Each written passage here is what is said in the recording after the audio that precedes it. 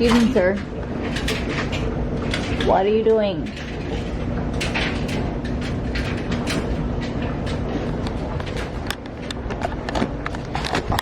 Welcome to the video, guys. I hope you're having a great 4th of July currently, because that is what today is. It is about to be 11 a.m. and we are headed to the gym. Yes, we are still gonna be doing our fitness today. Today is not super unlike every other day for us, but we are having ice cream later, and that's very exciting. I'm gonna talk about that in a bit. Other than that, I'm really missing my parents, because normally on the 4th of July we like go to the cabin, we grill out, we have all these cute like summer holiday traditions, so that sucks. But I text them and they miss me too, so you know, it's okay. I'm gonna do lower C, which is one of the like days from Sculpted Strong, which is the guide that I wrote, and a bunch of girls are loving it. They've been sharing their transformation photos so far. We're only into like week 4 or 5 since it launched, and there are some insane transformations. Like, I'm so excited for them, so that's awesome. I'm gonna do lower C, and you guys are gonna get kind of a little look at what the guide is like if you are not doing it. Which, by the way, it is like, you can start it, it is self-paced, you can start it whenever you want. You don't have to like wait for the next one to come out to start with everyone. Like, you can start it whenever, run the workouts whenever, and yeah, that's a frequently asked question. So, we're gonna get started. I'm gonna make some pre-workout. I'm trying to be a little patriotic with my socks, and my red shirt, and my Wonder Woman shaker. I feel like that's patriotic. Also, I'm really sorry that it's noisy because we're washing dishes and laundry, but alas, it must be done. We're going mango today, so I'm gonna do 1 scoop of Prolific, 1 scoop of Amino IV, and then another scoop of this during my lift. And that's that. 30% off code on pscience.com is Marie, as always. Had to tell y'all. Yeah, this is the pre-pre.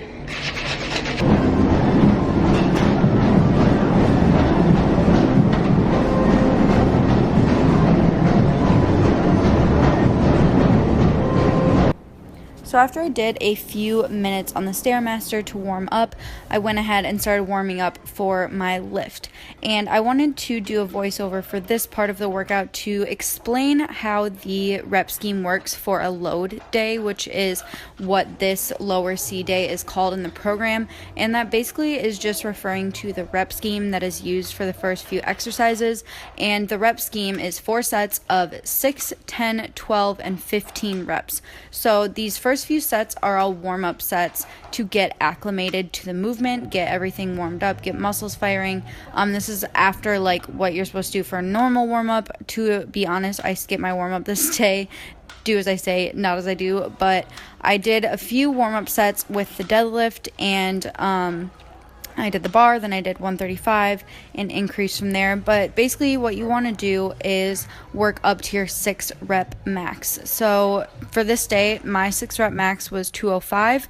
I know I can go heavier than that, but I was at my apartment gym where slamming, quote unquote, the weights is really frowned upon. So I had to go a little bit lighter for the sake of controlling the weights and staying a little quieter. So I worked up to a 6 rep max of 205 on this day. So after I hit that 205, I moved on to my next working set. I dropped the weight a little bit and then went to, 165, and did 10 reps there. So you'll notice as the reps increase, your weight decreases. So you're essentially doing like a high effort for each set. But as the reps increase, the weights naturally have to decrease. So after that set, I took off weight again, did a set of 12, and then I did another set again, to get my set of 15, and then for my set of 15 I was just at 135. And you'll notice that for these I did touch and go deadlifts just to get the volume out of the way. If I did like total reset deadlifts, that would be a super long set. So as long as your form isn't breaking down, you can totally do touch and go. But for your like 6 rep max, I would recommend, you know, take your time, don't rush through it. After deadlifts, I moved on to the rest of my workout, and Andrew had to do his workout as well, so I just got like one clip of each set. But for any of the exercises that are in that load rep scheme, you would do the same thing as far as working up to a 6 rep max, and then doing a reverse pyramid in reps and weight. And that 6 rep max, figuring out what that is for you is a lot quicker as the weeks go by, because once you figure it out in week 1, you have a decent idea of what it's going to be in week 2, and you don't have to spend nearly as much time warming up, I promise. So I'm going to go ahead and show you guys clips from the rest of the workout and just set it to music.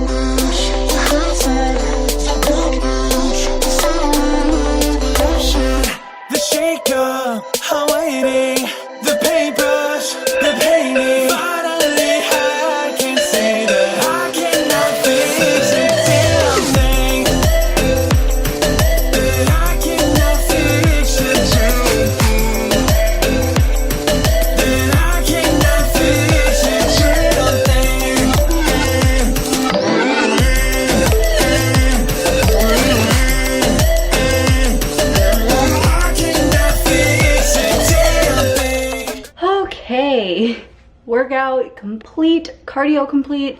Did 15 minutes on the stairs before my workout, kind of as like a warm-up, and then 15 minutes after to round out 30 minutes of cardio. I'm gonna make a protein shake. I'm still out of breath. I'm gonna make a protein shake. I had a really good breakfast. It was like an egg white scramble with some veggies like peppers and avocado and salsa, and then I also had oatmeal with chia seeds and flax, ground flax, and a little bit of Snickerdoodle Select in there. So that was my breakfast before the gym, and now I'm gonna have a protein shake. Well, it's kind of like a smoothie bowl, and then we're gonna go to the pool. It's 1 p.m. so we need to get going. The pool is popping without us. Andrew's at the store. Let's make our smoothie bowl.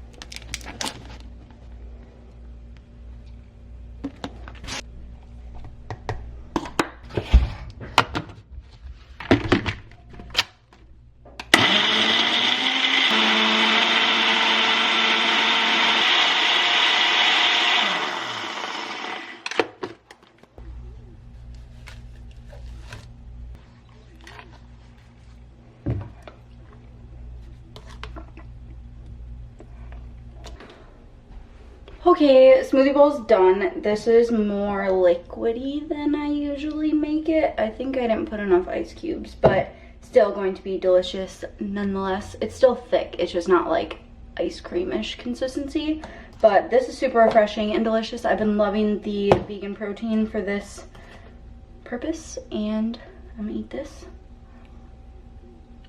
and change into my patriotic bikini. Feel like I've been on a flight back to my hometown tonight. Something stops me every time. The DJ plays my song and I feel alright. So I put my hands up to play my song. The butterflies fly away. Nodding my head like yeah, moving my hips like yeah. I got my hands up to play my song and know I'm gonna be okay. Yeah, it's a party in the USA. Got changed after the pool and got my red, white, and blue still going. It's like 6 p.m. now, and we're about to head over to the grill and make some turkey burgers, and I'm gonna show you guys the process, the finished product, and then we're gonna talk about my strategy for before I have a quote-unquote cheat meal, which that's gonna be in the title of this video for like search engine optimization purposes, but I don't really like the term cheat meal. We're also going to talk about that, but I'm keeping this dinner a little bit lighter. We're going to do some lettuce buns instead of regular buns, and that's what's going down. It's a party in the USA. So I put my hands up to play my song. The butterflies fly away. Nodding my head like yeah, moving my hips like yeah. All right, here we are, guys. This looks so good. So we have under there a turkey burger with reduced fat provolone, with a pineapple, grilled pineapple ring that our neighbor kindly shared with us. Have a lettuce bun, zucchini planks, and then some sweet potato fries. This is reduced sugar ketchup, and of course the avocado. All right, sorry y'all, I had to charge my camera because it died, but I wanted to talk to y'all about the word cheat meal. I think that is problematic because it like has the feeling that you're doing something like morally wrong. Like when you cheat on a test, like you're doing something morally wrong, you know? But when you cheat on your diet, like cheat, you're probably enjoying a social situation. You're probably like, there's a difference between slipping up and deciding to like indulge in something. And I think if you're deciding to go off your plan, like that's a choice, and you understand, like you're human, you're an adult, you understand that there will be like, you will probably progress a little slower, or there will be like some sort of, there's pros and cons, and you make that decision. I digress. I just don't like the word cheat meal because it creates like this negative, guilty feeling around something that you should be enjoying. It should be fun. Like for me, I am such a foodie, y'all know that. I love food as like a social situation, as like a traveling thing, like as the whole experience. It's not just that I like the flavor of food, I like the whole like realm around it, I guess. So to feel guilty for participating in that area of my life is just like, doesn't make sense. So I don't like the word cheat meal.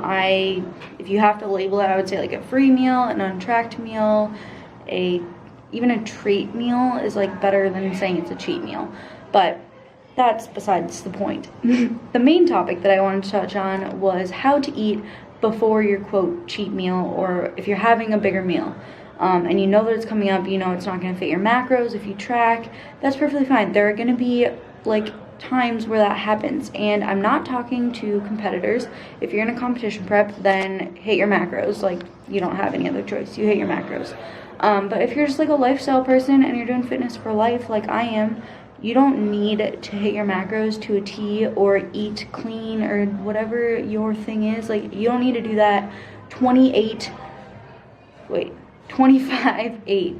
Oh, there's a cat up there. Meow. Anyways, you don't have to be 10,000% on track all the time because you're a freaking human. Oh my god. You don't need to be on track 10,000% of the time because you're a human being. In the grand scheme of life, like one meal that is overindulgent versus, you know, how many meals do you have in a week? You probably have like,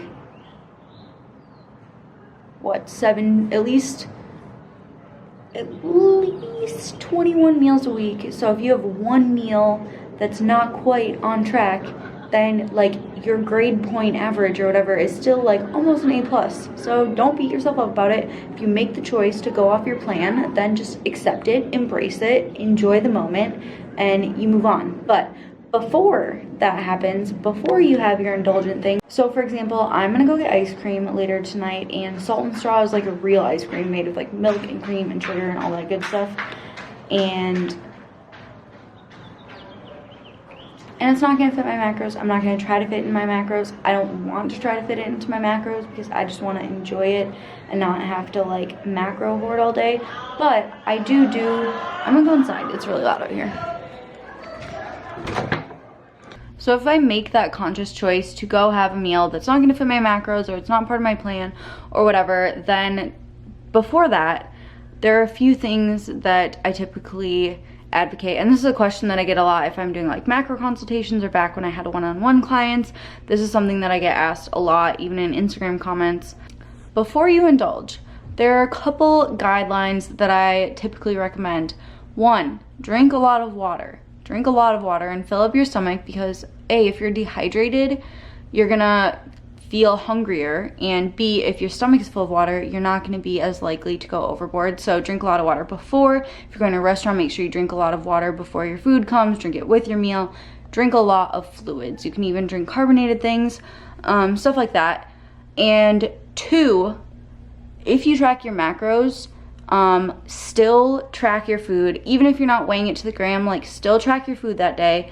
I found personally, and I found with clients too, that if you start your day and you know you're gonna have an untracked meal later, and you start your day and you're like, oh, I might as well just not track all day, then you're really likely to just go into F it mode and just, you know, go off the handle. So I would still recommend tracking your macros up until that meal, even though you don't have to track that meal, but still be accountable for what you're eating, because it's really easy for that switch to flip in your head and just be like, oh, nothing counts at all.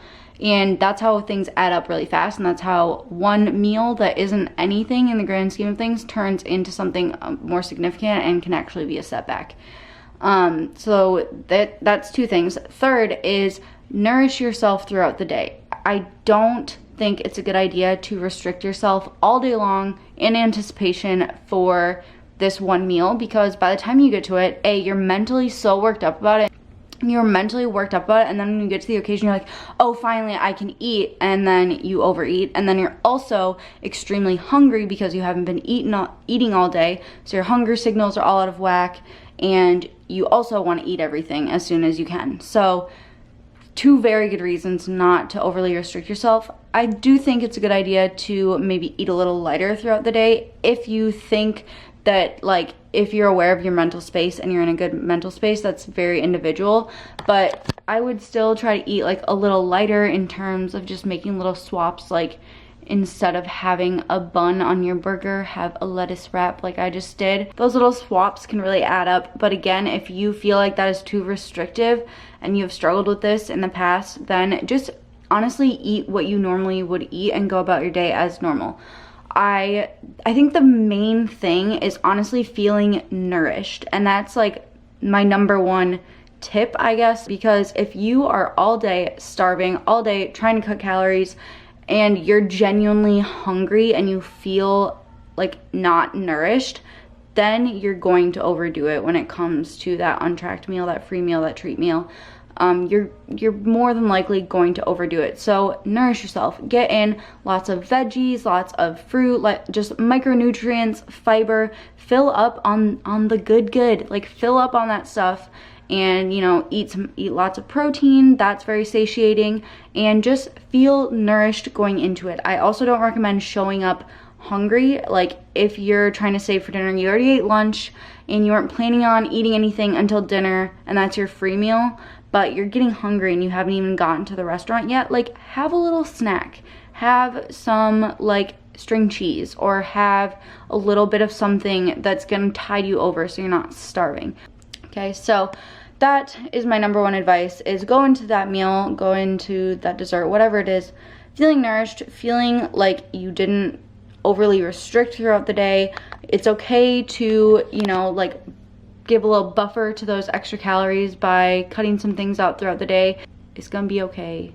If you make the choice to enjoy the food, enjoy the freaking food. That's the biggest thing is, like, so many people, they decide to have a free meal and then by the time they get to it, they're so anxious about it and guilty about it after. Like, what's the point even? So just enjoy it, embrace it, especially if it's a holiday like the 4th of July or something like that. Like, you're around loved ones probably. There's so much other stuff going on outside of the food too, that just, like, be present and look for other things that you're, like, getting happiness from other than, you know, the cake or whatever it might be.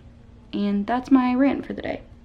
We're gonna go get some ice cream now that that's out of the way, and we're gonna be walking quite a bit to go see fireworks. So stay tuned, lots of fun festive things coming up, and I will see you guys in a bit.